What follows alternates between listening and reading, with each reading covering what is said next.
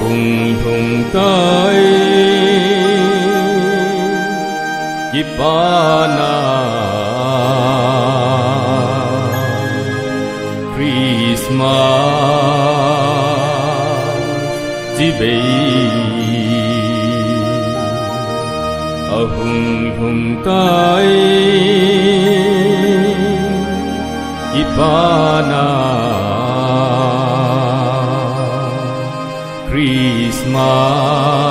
Christmas Tibe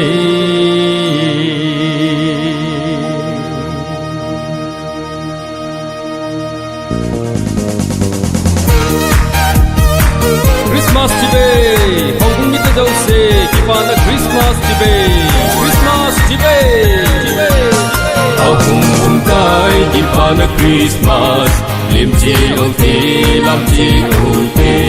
Hong Kong Tai Kipana Christmas Lim chi âu thi lam chi âu thi Malai thêm gạo tên Anna Seyu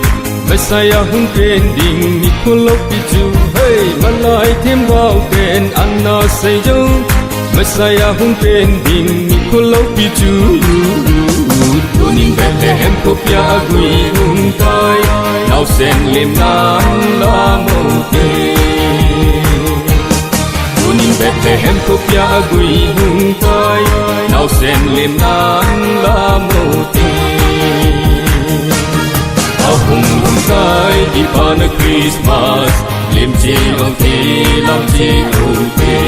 Hung hung tai Kipana Christmas Lim chi âu thi lam chi âu thi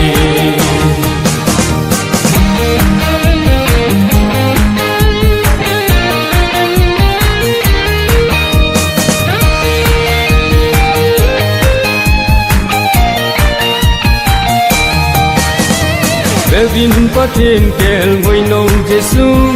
ahung pe nge gan an kong sunga hey Vin patin kel ngoi nong Jesu ahung pe nge gan an kong sunga so binang le kining Kipana Christmas pakai lim nan la mo te